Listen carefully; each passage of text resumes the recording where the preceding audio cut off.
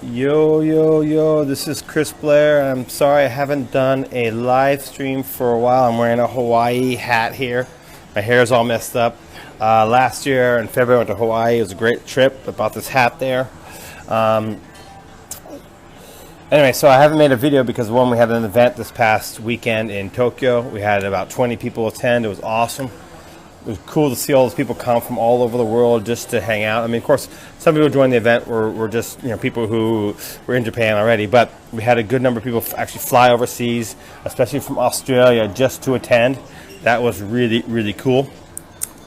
Anyway, so that event just ended, and now I'm back at it, and I haven't done a live stream for about a week, and I just want to apologize to everyone out there who, misses these live streams or like these live streams. I'm sitting down to eat lunch here. I'm about to have Korean barbecue. Let me go ahead and show this guys out here. Let me turn this around here. I love Korean barbecue. So you see, got this. Well, the meat hasn't come yet, but that's got this little grill there, right? I'm going to eat Korean barbecue. A little snack. This is a Korean barbecue lunch, so it's not as fancy as I normally have, right? Which I'll have at dinner. Oh, now my meat is here. Cool. Let me show you guys this before I get into the nitty-gritty of what we're going to talk about here today, because this is really, really a sad topic. I hate the fact that I have to talk about this today, but at the same time, it's absolutely necessary topic to talk about. Check this out. This is full Korean style. Look at that. Massive piece of pork. I'm going to put this on the grill here. You know what? There wasn't a reason to plan to show this. I'm going to show this. All right, so I got this meat here, guys. I'm going to be putting it on this grill. Let me just spread it out here so I can get it nice cooking. And while it's cooking, I'm going to talk about a really, really sad but important topic to mention here.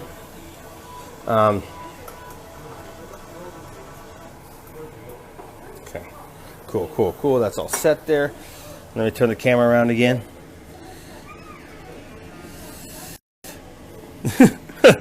How you doing, Ryan? Good to connect with you, buddy. Let me just take a little drink of this soup.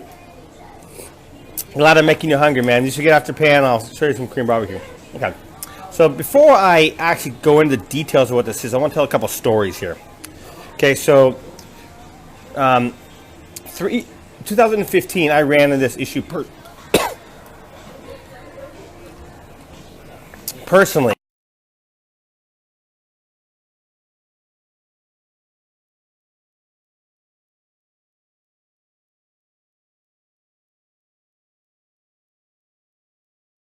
Change modes here. Okay, now it's ended. Okay, so let me repeat what I said. Back in 2015, I ran into this issue and it cost me about $10,000. And in the grand scheme of things, that wasn't nearly as bad as some people, right? A year later, one of my good friends, who, by the way, this example of this person that I am mentioning is not, it's really funny. The people who I know run into this problem are not in my coaching and mastermind group, because I really emphasize this as part of the training in my course and mastermind group. And so another person lost about $75,000 and pinged me and messaged me and said that they're going to have to declare bankruptcy because they can't afford it.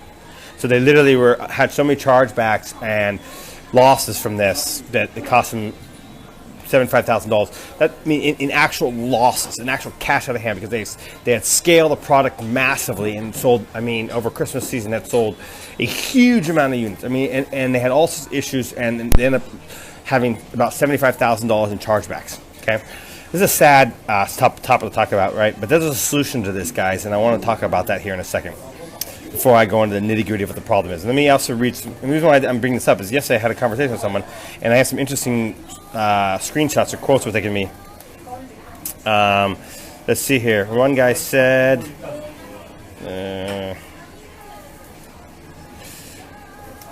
okay, this company owes me thousands of dollars, still does not pay. I lost my business manager PayPal account I had for 10 years. This person lost their business manager. And also Shopify personally shut down all their stores. Okay, so now that I told you about how important this is, let me talk about what I talked about in Tokyo. In Tokyo, I talked about the 8 keys to creating a 7-figure Shopify store. It's a map. It's a plan that I lay out for my students in my mastermind coach group, and people follow it. Guys, people follow it successfully and have made a lot of money. In the past year or so, we've had 7 people successfully build up a website, brand, and sell it. Okay, so what I teach and does works. Okay, but anyway, in that, one of the things I talk about, the point number 7 is what I call secure your supply chain. Okay, secure your supply chain. Okay, now a lot of the stuff I do on these live streams and stuff, I just give a little piece or little taste of the information, and I deliberately leave a lot of stuff out because I want you got to buy into my course of mastermind to get those golden secrets that only my members have, and to help them have success. But for this particular topic, I'm not going to leave anything out. I'm going to go ahead and cover it in full because I don't want you, whether you're in my coach or mastermind group or not, to run into this situation. And I'm just cooking my meat here. Watch, guys. I'm going to show you something really cool. This is what you do with Korean barbecue when it's really hard to hold the iPad and do this at the same time. But let's find if I can find a way. Okay, cool. I'm holding the iPad against my chest. There we go. So now this thing's cooking, and it's this big piece of meat. So obviously you can't eat it all like that. So you got to cut it. Normally I hold it with the chopsticks and cut. So I'm trying to do it with one hand. Oh, there we go. That's going to be really difficult to do with one hand. All right. It's going to be impossible. Okay, I got to do it with 2 hands. All right. Fuck. All right. I got to cut this meat now or else I'm going to have here. So I'm going to put I can put the camera here. I'm going to put it there. Now you guys can sort of see me cutting the meat. Nah, it's not going to work, is it? All right. Forget it. Okay, let me cut the meat here, guys, for a second while I continue to talk. All right, so anyway, I'm not gonna hold back on this particular topic. I'm gonna go ahead and give it to you straight, and because I don't want you to run into this problem. So let's just say you have a hot selling product, okay? But first of all, what you should do is, brother, don't worry so much about your supply chain when you're just testing, okay? That'll slow down you guys forever, okay? That will seriously slow you down, okay? But once you have a product that's selling a few things, one of the things you want to do is you want to order it immediately. Okay, I'm cutting the meat here on this. You want to order a few samples. And guys, don't order them under your name, okay? Because the supplier you're potentially working with is going to send you the best examples. And this is especially you worry about with China. POD suppliers is a bit different, but anyway, with China. So you want to get some random samples sent to you, because guys, you could be sending out crap. And that's the guy who I know who got in big trouble. He was selling canvases from China. And he scaled up to some ridiculous, like 8,000 canvases in like a week, in about a week, because it was Christmas time, right? And then the canvases started showing up, and they were crap. They were completely different than the images that he had advertised. And then when he tried to charge back with the supplier in China, the guy had already deactivated their AliExpress account and closed down their thing, and they had no way of getting the money back. He just had no way. The guy just basically was running a scam. This Chinese supplier was running a scam and sending crap or not sending something at all, and then vanished like a fart in the wind. And this guy was stuck with all these chargebacks and had to pay. And plus, I'm talking about $75,000 in losses and chargebacks he had, not to mention all the ad spend and everything he had on top of it. So you guys want to absolutely, if you're scaling something, you absolutely need to order it and make sure that it's good quality. I'm cooking the meat here. Now, let me show you something really cool. So now I cut up the meat here. This is going to be a little hard video. Now I cut up the meat. Check this out. This is really freaking awesome. Check this out. I love Korean barbecue.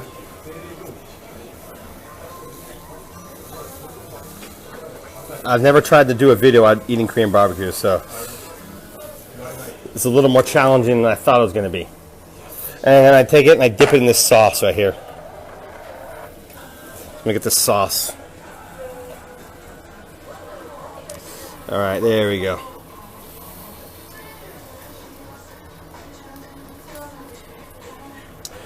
Okay. I thought it'd be kind of cool to talk about a sad topic over lunch. So that's why I decided to do it here now. Although it turned out to be a little harder than I thought it was going to be. Okay. So number one, you want to get samples. Okay. That's absolutely number two. Okay. The number thing you absolutely have to do this. So if you're scaling a product, you absolutely have to get samples. Okay.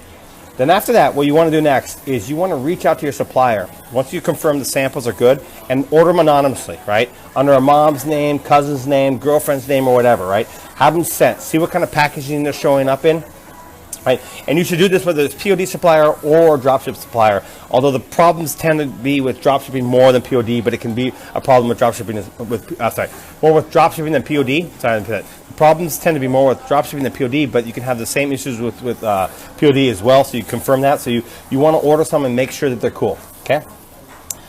Then after that, you want to reach out to your supplier and say, hey, look, I'm going to be scaling this, right? Especially before any holidays, Mother's Day, Father's Day, Valentine's, Christmas, any big holiday season where the shopping is going to go through the roof. You want to reach out to them and say, hey, look, I'm going to be selling a lot of these, okay? Can you handle thousands of orders, okay? So just, make sure that you get a yes from them. And then the last but not least, don't take that at face value. Let me repeat that. Even if it's a big company, even if it's a big company, don't take it at face value.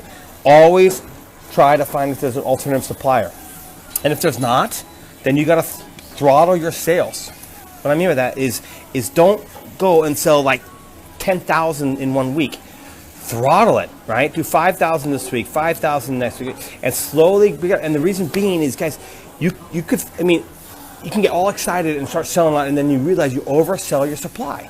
And that is a serious problem. So, you absolutely need to throttle yourself a little bit if you have any doubts about your supply chain, okay? All right.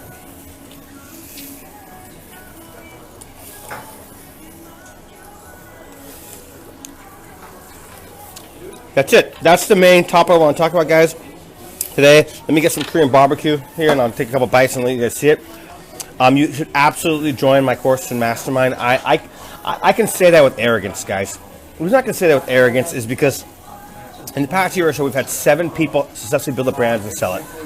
Custom Cat, okay, the #1 biggest print-on-demand supply company out there, has informed me that half their top 20 sellers are in my course and mastermind group. The success rate for my students is through the roof. Think about this. Not only 2% of Shopify sellers are successful. That's the real numbers, and that's for numerous reasons. Not getting the proper guidance, not taking their business properly, not even, just so many reasons. But the success rate for my group in course mastermind is unreal. It's unparalleled. So that's why I can be a little bit arrogant and confident and say that. And I've changed the system. There's no longer this big upfront fee, which I was charging before. It's a monthly payment of $100 a month, and you can cancel anytime. Okay. So go to ecomvantage.com/VIP. In the meantime, I'll answer any questions. I'll put the link in the thread here. While I'm eating my lunch here, I'm going to answer any questions you guys might have. So go ahead and shoot them in the thread there. All right, check this out. Korean barbecue, baby. I love Korean barbecue.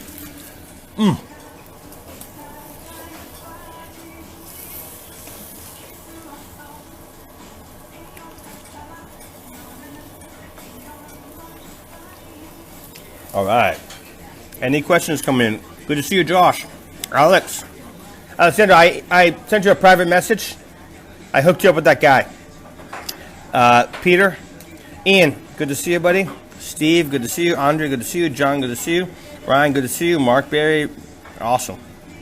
Okay, if you guys have any questions, I'm more than happy to answer a few. Oh, Josh, I saw your question in last week about general stores. I just don't recommend general stores at all. It can get quite complex especially when you start scaling. Now, you can make it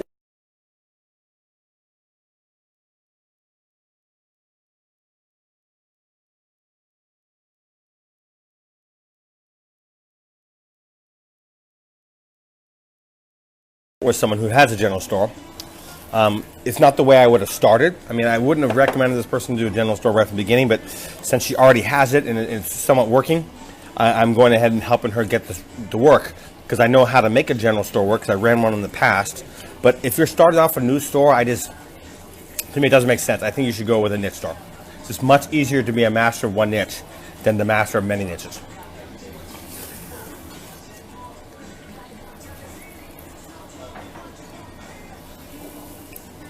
Great stuff, man. If you've never had Korean barbecue, absolutely. How many creatives do I test per product? Usually just one in the initial beginning phase, right? I'm just testing to see if the product will sell at all. After that, when I start scaling, I test different creatives like videos and different images and all sorts of stuff in the scaling process. But for just the initial test to see if it's going to sell at all, I just do one. You can do two if you want to.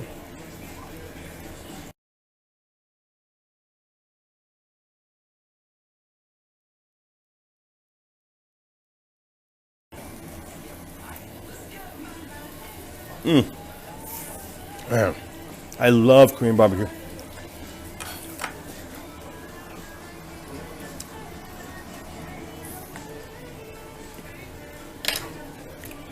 Check out this. It's a spicy Korean paste. I'm going to add it to my sauce. There you go.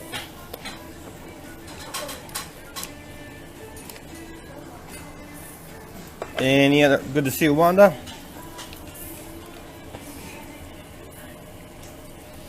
This has been a weird video. It was harder to show how to cook the Korean food and cut the meat stuff while doing a video at the same time.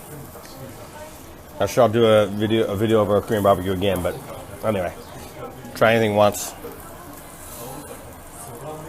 Okay.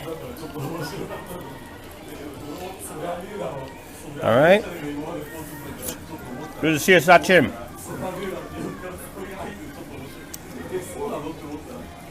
All right. Doesn't appear to be any more questions. So go to ecomvantage.com/VIP. It's $100 a month for the first 7 days. You can, if you decide you don't want any, get in there and you think, you know what, Chris, this is not for me. You know, that's the thing. You can actually go in there and take a look. And if you decide it's not for you, no problem. Just message me, refund you. I know you won't do that because we've had literally like 2 people do that out of hundreds. But anyway, because you get in there, most people get in there. In fact, I'll be honest. I've had in the past 3 weeks, I've had 4 people reach out to me, experienced sellers, who said, "Jesus fucking Christ!" One guy said that. I should have joined months ago. I mean, I would have. What I've learned, I would have made a lot more money and saved myself from a lot of mistakes. So, anyway, but for any reason, if you want to cancel, no problem. I'll refund you if you just message me within 7 days. Then after that, it's $100 a month as long as you want to stay in, and you can cancel anytime. Hey, Sachin, what's up?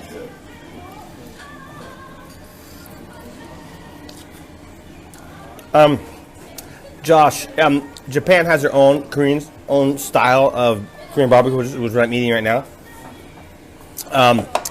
It's kind of like America has their own style of Mexican food called Tex-Mex, but they're very similar. And I like both. And this one's Japanese style Korean barbecue. It's kind of like Tex-Mex. Thanks for watching the video. To watch the next one, click right here. And don't forget to hit the subscribe button right here.